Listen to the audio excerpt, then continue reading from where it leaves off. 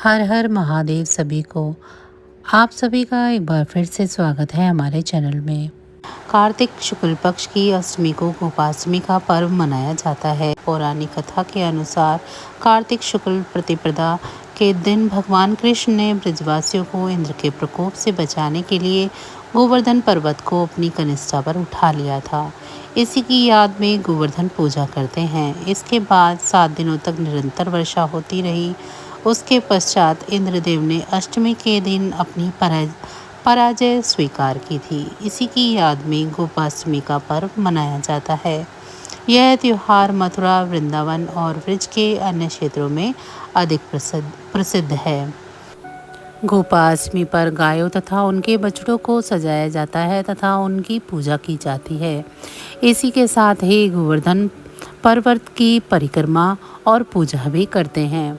गायों तथा बछड़ों की पूजा करने की यह प्रथा महाराष्ट्र में गोवत्स द्वादशी के रूप में जानी जाती है। हिंदू धर्म शास्त्रों के अनुसार यह दिन भगवान श्री कृष्ण तथा गो पूजन के लिए समर्पित है।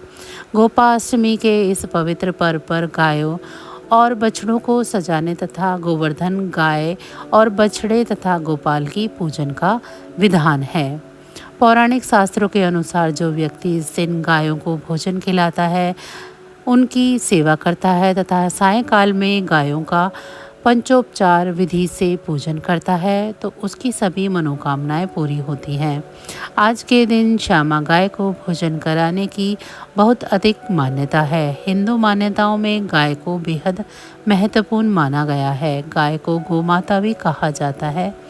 गाय को माँ का दर्जा दिया गया है। जिस प्रकार एक माँ अपनी संतान को हर तरह के सुख देना चाहती है, उसी प्रकार गौ माता भी सेवा करने वाले जातकों को अपने कोमल हृदय में स्थान देती है और उनकी हर मनोकामना पूरी करती है। ऐसी मान्यता है कि गोपाष्टमी के दिन गौ सेवा करने वाले व्यक्ति के जीवन में कभी कोई संकट नहीं आता।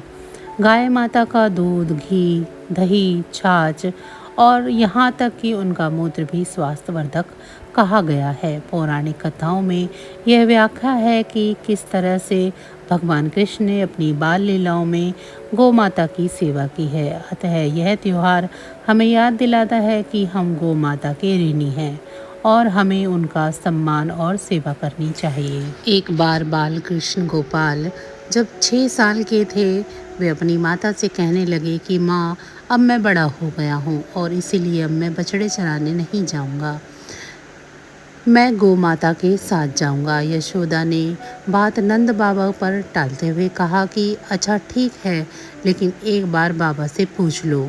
तब भगवान कृष्ण नंद बाबा के पास गए और कहने लगे कि अब मैं बछड़े नहीं बल्कि गाय चराने जाया करूँगा। नंद बाबा ने उन्हें समझाने की बहुत कोशिश की, लेकिन कृष्ण की हट के आगे उनकी एक न चली। फिर नंद बाबा ने कहा कि ठीक है, लेकिन पहले जाकर पंडित जी को बुला लाओ ताकि उनसे गोचारण के लिए शुभ मुहूर्त का पता लगा सकूं। बाल गोपाल दौड़ते हुए पंडित जी के पास पहुँचे और उनसे कहा कि पंडित जी, आपको नंद बाबा ने गोचारण का मुहूर्त देखने के लिए बुलाया है। साथ ही बाल गोपाल ने भी यह भी कहा कि आप आज ही शुभ मुहूर्त बताना तो मैं आपको बहुत सारा माखन दूंगा। पंडित जी नंद बाबा के पास पहुँचे और पंचांग देखकर उसी दिन का समय गोचारण के लिए शुभ बता दिया और साथ ही यह भी कहा कि आज के बाद से 1 साल तक गोचारण के लिए कोई अन्य मुहूर्त नहीं है। नंद बाबा ने बाल गोपाल को गोचारण की आज्ञा दे दी। भगवान उसी दिन से गो चराने लगे।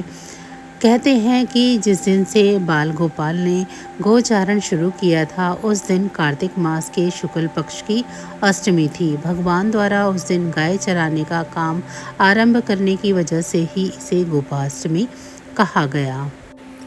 तो बस आज की जानकारी इतनी ही थी। फिर मिलेंगे हम आपको ऐसी ही किसी अन्य जानकारी के साथ अगले वीडियो में। तब तक अगर आपको मेरी ये जानकारी अच्छी लगी है तो वीडियो को लाइक करें। चैनल को अभी तक सब्सक्राइब नहीं किया है तो चैनल को सब्सक्राइब कर लें और कमेंट बॉक्स में मुझे ज़रूर बताएं कि आप सभी को मेरी ये जानकारियाँ कैसी लग रही हैं। भगवान श्री कृष्ण की कृपा दृष्टि आप सभी पर सदैव बनी रहे। आप सभी का बहुत बहुत धन्यवाद। जय श्री कृष्ण।